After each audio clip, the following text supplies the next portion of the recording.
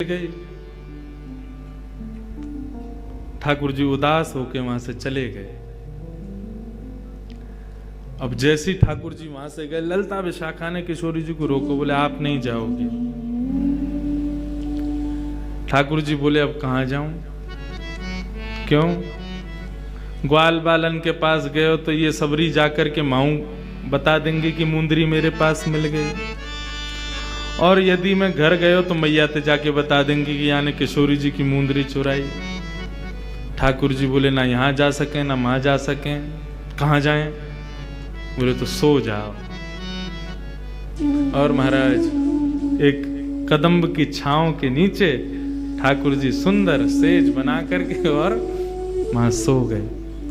ऐसे ढीठ हैं हमारे कन्हैया, चोरी पकड़ी गई है, उन्हें नींद आ रही है, सो गए वृक्ष के नीचे जाके, चिंता विहीन हो गए। कोई बात नहीं, पकड़े गए तो पकड़े गए, अपने इनके बीच में ही तो पकड़ोगे, हूं कोई बाहर के ने तो ना पकड़ो।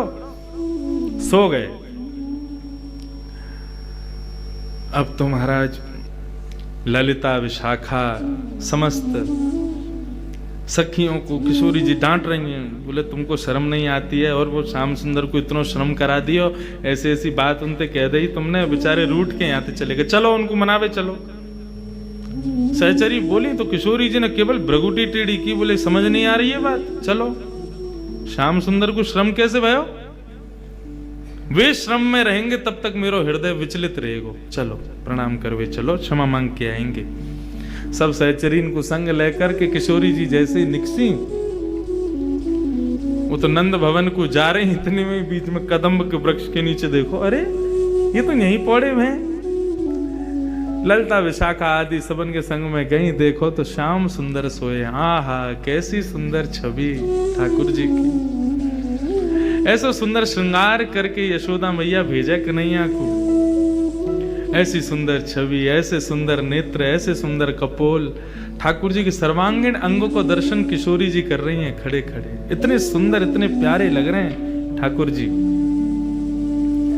इतने में ललिता विशाखा को सूझा ऊधम, बोली सुनो, सो रहे हैं, खर्राटे और ले रहे हैं धीरे धीरे, बहुत थक रहे हैं, श्रम है क्यों? बोले कहा करनो? बोले कि अब एक काम करो, धीरे धीरे करके इनके सब सामान चोरी कर लो, जितनी सामग्री इनने पहन रखी सब उतार लो। ठाकुर किशोरी जी बोले अरे नहीं नहीं ऐसे मत करो, देखो किशोरी जी आनंद करन दो, सुख मिलेगा आपको ही, ले चलो सबन में, फ्री आवेंगे रोते रामते आवेंगे, मांगवे के काजे, तब आनंद आवेगो। सोते भय श्याम सुंदर की महाराज गलेन से हार उतार लिए, हाथन के कड़ूला उतार लिए, पैरन की पाजेब उतार ली, क्षुद्र घंटे का, छोटी छोटी घंटी लगी ठाकुर जी की कमर पे, क्षुद्र घंटे का। अच्छा पता है आपको, श्याम सुंदर कोंदनी ऐसी साधारण कोंदनी नहीं पहनते हैं। कैसी कोंदनी पहनते हैं? क्षुद्र घंटे का, छोटी छोटी घंटी लगी है उसमें कोंदनी में। क्यों? ये बचपन से ही ठाकुर जी पहने। जब ठाकुर जी थोड़ा थोड़ा चलवो सीखे तो यशोदा मैया जब यमुना जल भरवे जावे तो ठाकुर जी पल्लू पकड़ लें और मैं हूं चलूंगा संग में। अभी नेक नेक चलना सीखे तो यशोदा मैया बोले चल आला, मैं तो मटका पकड़ूंगी, तेरा हाथ पकड़ ना पाऊंगी, ले तू मेरी चुनरी पकड़ ले। सो ठाकुर जी चुनरी पकड़ करके मुंह में उंगली दबाए, चारों तरफ देखते चले और मैया के पीछे पीछे जामे। लेकिन जैसी कोई गोपी देखे कन्हैया जा रहे हैं, सो हाथ में माखन लेके आवे, लाला आजा आजा माखन खावे को, सोई वो तो मन मैया की चुनरी छोड़े वह गोपी के पास चले जाए, और माँ बैठ के बढ़िया प्रेम से माखन खा में, मैया ने एक दूर चली जाए, एक दूर, लाला कैसो, लाला कहाँ गयो? अरे मेरो लाला कहाँ गयो? वह ढूंढे सब जगह खोजे, कन्हैया कहीं ना मिले। मैया दौड़ती भैया आवे, सबन पूछा अरे मेरो लाला देखो, मेरो कन्हैया देखो। इतने में कहा पावे एक गोपी की गोद में बैठ के वो तो माखन खा रहा है। मैया बोली लाला तो रोज कभी कहीं भग जाए कभी कहीं भग जाए, कहा करें? सो आज मैया लाला की कोंदनी उतार के और सुनार के पास लेके गई और बोली या में एक काम कर, सोने की छोटी छोटी घंटी लगा दे। क्यों? बोले जब कबू मेरो लाला या पहन के चलेगो तो घंटी की आवाज आती रहेगी, मुझको पतो लगती रहेगी कि मेरो लाला कहाँ जा रहा है।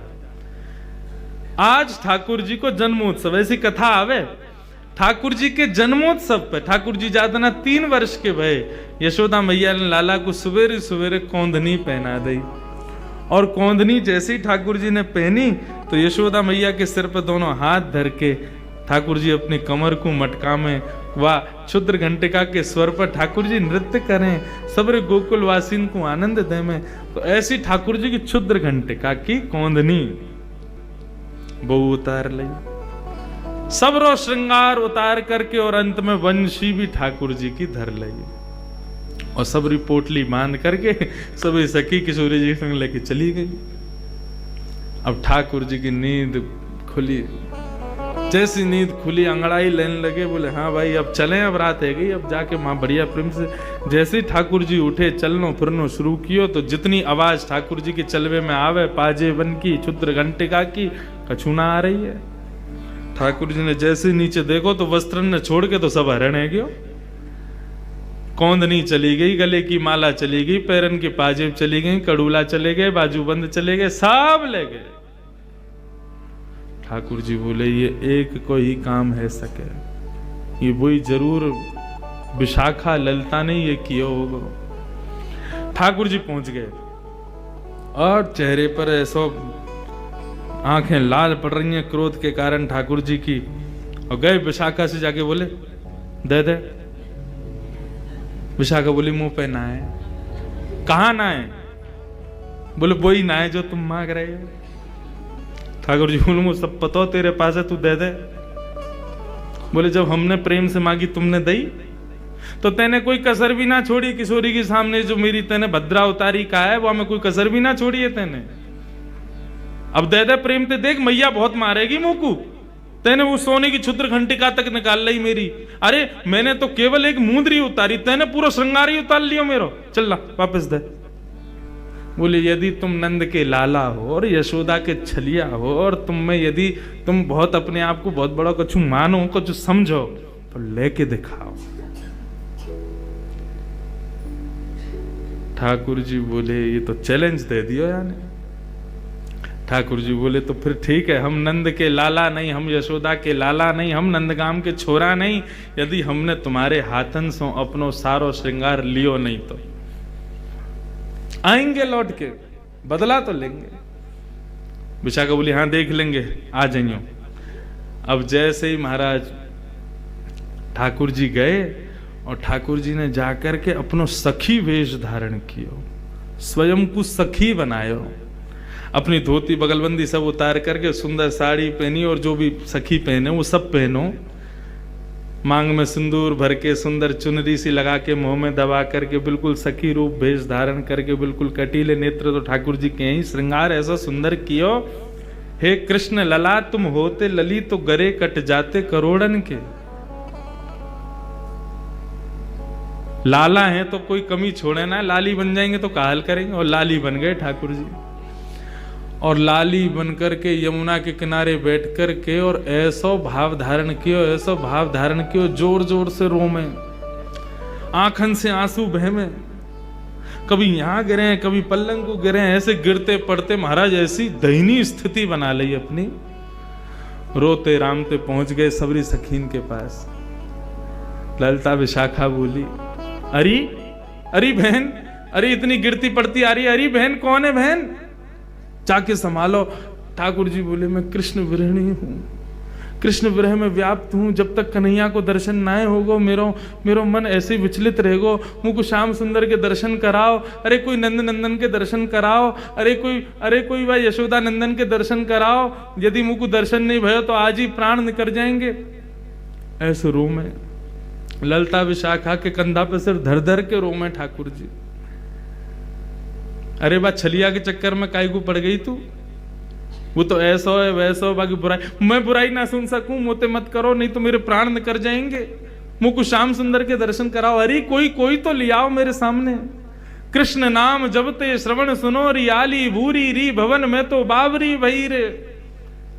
अपने ही भाव को स्वयं ठाकुर जी जो उनके विरह में होता है, वही ठाकुर जी अपने ही विरह में रुदन कर रहे हैं,